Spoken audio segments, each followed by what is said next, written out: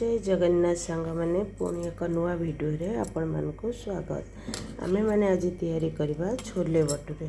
छोले भटूरे पे मु कालठू छोले को पानी रे भिजे देथिली। आज की बड़ा फुली जाइए ताकू आमे धोई देचे प्रेशर रे एबे दबा।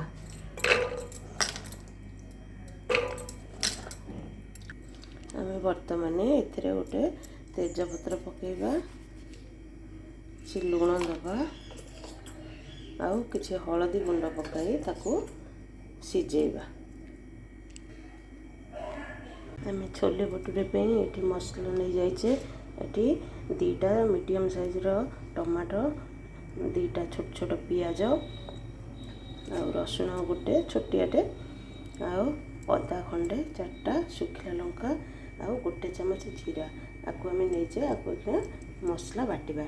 मसला बाटिबा कौन पियाज और टमाटो को अलगा बाटिबा। ता पेस्टटा टिके मसला हो सारा पर दबा, तापर आकु सब बाटिबा। आसत मसला हमर रेडी हो जाइए। एबे आमे कड़ाई रे तेल पकाइबा।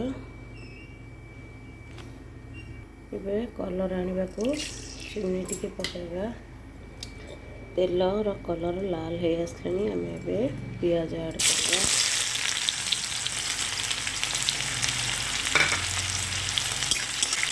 सब मसला काश्मीरी मिर्ची, काश्मीरी लंका गुंड गोटे चामच, धनिया पाउडर गोटे चामच,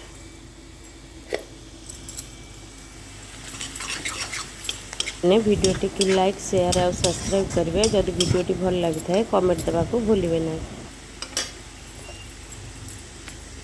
तापर आम नवा अदा रसुण जीरा पेस्ट,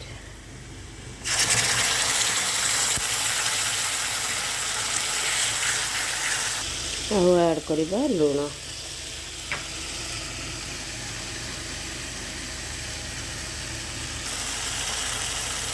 आम एथरे ऐड करबा टमाटो पियाजर पेस्ट। आवश्यक अनुसार अधिक देले खट्टा लगिबो।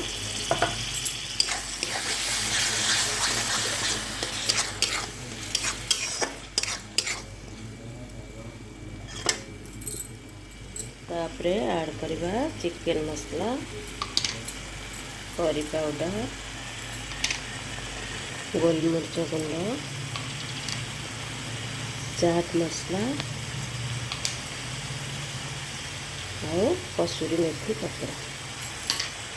ये सब मिसाई भल भाव कषा।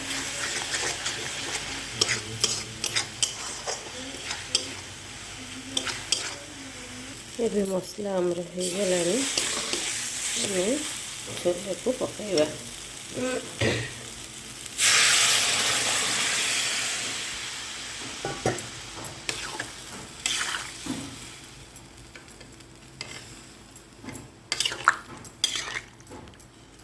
हमर छोले रेडी हो जाइए।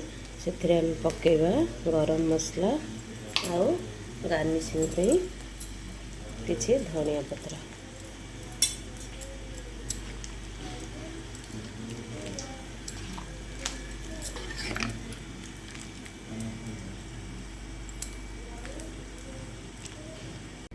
एठी मु भटूरे मैदा को चकड़ी एथरे टिफिन ने पूरे देथिली आगुरु।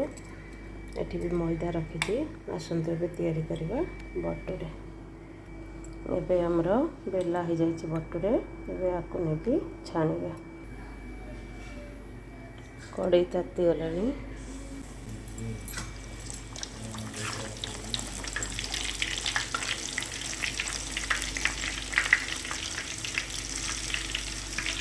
एबे हमर रेडी हो जाइए छोले भटूरे।